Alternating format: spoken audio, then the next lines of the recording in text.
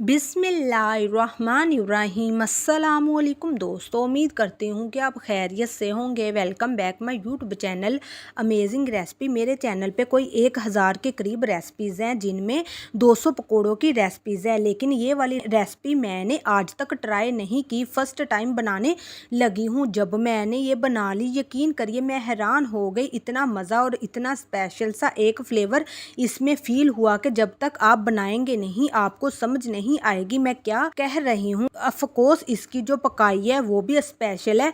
कुछ tips and tricks दूंगी जो शायद आज से पहले आपको किसी ने ना बताई हो। वीडियो कंप्लीट देखिएगा, इंशाल्लाह कुछ नया और अच्छा जानने को मिलेगा। तो रेसिपी शुरू करते हैं। बिस्मिल्लाहिर्रहमानिर्रहीम। तो सबसे पहले सिर्फ 2 टेबलस्पून के करीब आपने कुकिंग ऑयल लेना है और हाई फ्लेम के ऊपर आपने इसको गर्म कर लेना है। आलू और प्याज और साथ हमारे पास है बैंगन, इनको मैंने मोटा मोटा किया था। अगर आप नॉर्मली देखें तो ये हम जब पकोड़ों के अंदर ऐड करते हैं ना, तो इसकी बड़ी कटिंग होती है, जैसे कि कच्चे ना रह जाए, जैसा मैं हमेशा बताती हूँ। लेकिन ये आप देखिएगा मैंने इनको मोटा काटा है। यहाँ पे नया कुछ ये है कि आपने इनको पहले यहाँ करना है फ्राई करने से सिर्फ मजीद ये नहीं कि इनकी पकाई पूरी होगी। ऑफकोर्स पकाई तो होगी, असल में हमने इसकी स्पेशली फ्लेवर देना है, कुछ हटके बनाना है। सो हमने क्या किया है, हमने इसको थोड़ा सा यहाँ पे सोते करना है, फ्राई करना है, पकाना है। लेकिन फ्लेम हमने यहाँ पे हाई रखना है। ये 3 वेजिटेबल्स हैं, कुछ और चीज़ें भी ऐड करेंगे, लेकिन चूंकि ये मोटी और मेन वेजिटेबल है तो इनको आपने हाई फ्लेम के ऊपर जो है 5 से 8 मिनट यहाँ पे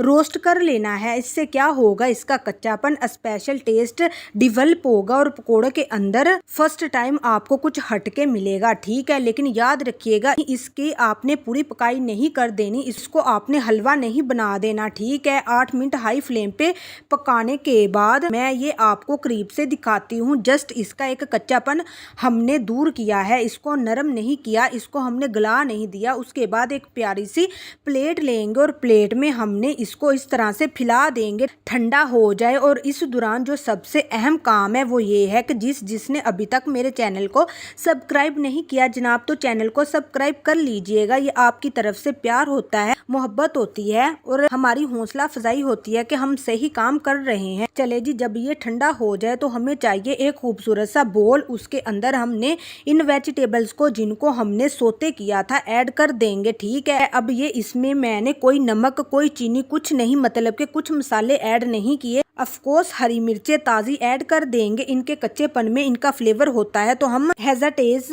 ऐड कर देंगे। ये भी आप बारीक लंबी यूज करिएगा। हरा धनिया ऐड कर देंगे और अगर आप खुशकिस्मत होते तो आपके पास पुदीना हो सकता था तो वो भी आप ऐड कर दीजिएगा। ठीक है, ये जो वेजिटेबल है कंप्लीट हो गई है। 1 टीस्पून नमक ऐड करना है, मेजरमेंट एक्सटेंड करिएगा। 1 टीस्पून लाल मिर्च का पाउडर, ½ टीस्पून हल्दी। अब ऑफकोर्स ये पकोड़े हैं तो इसमें साबुत जीरा तो जाएगा, साबुत जीरा के बगैर पकोड़े बन ही नहीं सकते। 1 टीस्पून और 1 चुटकी इसमें अजवाइन ऐड कर देंगे। जितने फ्राइड स्नैक्स हैं खास करके पकोड़े, इनमें अजवाइन अच्छी लगती है। और 1 से 2 टेबलस्पून भर के खुश्क धनिया साबुत हाथों से मसल के, पाउडर नहीं आपने डालना। इन तीनों मसालों का आपने इस तरह से मसल के ऐड करना है। इससे फ्लेवर खुशबू तो आती है, खूबसूरती बहुत होती है। चिली फ्लेक्स 1 टीस्पून, 1 टीस्पून साबुत पीसी हुई मिर्च थी, 1 टीस्पून ही चिली फ्लेक्स है। इन सब चीज़ों को अच्छे से कर देंगे मिक्स। और यहीं पे 1 कप जो है भर के बेसन का ऐड कर देना है, जिसको ऑफकोर्स अभी छान लिया था। याद रखिएगा बेसन, मैदा, आटा कल का छाना हुआ यूज़ नहीं करते, अभी हमेशा मौके पे छान के ही यूज़ करते हैं। तो अब एक अहम तरीन चीज़ जो मैं आपको बताऊं, ये सारी चीज़ें आपने हेज़ाटेस कर लेनी है, थोड़ा सा पानी ऐड करना है। सारी बातें बताऊंगी, लेकिन एक चीज़ अगर आपने वो ना की तो आपकी सारी मेहनत, आपके सारे पैसे,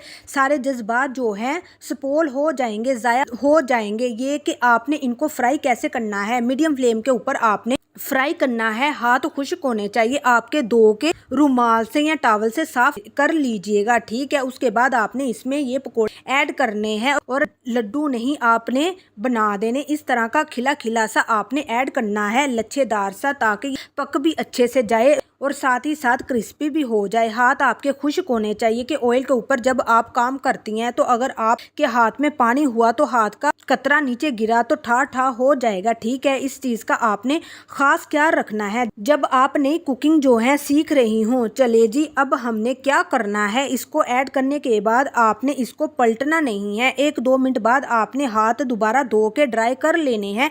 ये वो चीज़ें हैं जो मुझे 2 से 3 साल के एक्सपीरियंस से मिली है। और मैं सीक्रेट में बताऊं, सोप प्लीज़ इसके क्या कहते हैं ना, जो इसकी आउटपुट है ना, जो इसका नाम है ना, आपने हर चीज़ सीख के अप्लाई करनी होती है और दूसरों को भी बतानी होती है। लो टू मीडियम फ्लेम के ऊपर आपने पकोड़ों को पकाना है। हाई फ्लेम पे ये जल जाएंगे, टेस्ट नहीं देंगे। लो टू मीडियम फ्लेम के ऊपर आपने इसको ईजिली पकाना है। 8 मिनट ले जाते हैं तभी टेस्ट निकलता है। 2-3 मिनट में वो पकोड़े हैं आपको कभी टेस्ट और फ्लेवर दे ही नहीं सकते, बीच में से कच्चे रह जाते हैं। मैंने इसको 10 मिनट जो है फ्राई किया है। उसके बाद मैं पकोड़ों को इसी तरह सर्व कर रही हूँ। एक एक ऐसे ही रखे जैसे डेकोरेशन पीस है, जैसे कि यानी बहुत ही आला चीज है। ऐसे ढेर लगा के नहीं, सजा के नहीं, एक एक पीस मिंट सॉसेस के साथ, दही सॉसेस के साथ इसको सर्व करिएगा, केचप के साथ सर्व नहीं करिएगा। तो दोस्तों, ये थी हमारी आज की रेसिपी। उम्मीद करती हूँ कि आपको बहुत पसंद आई होगी। अगर पसंद आई है तो लाइक कीजिएगा, शेयर भी कीजिएगा, चैनल को भी सब्सक्राइब कर लीजिएगा ताकि मेरी इस तरह की मज़ीद वीडियो आप तक पहले पहुँच सके। दीजिए इजाज़त, अगली वीडियो तक। अल्लाह हाफिज़।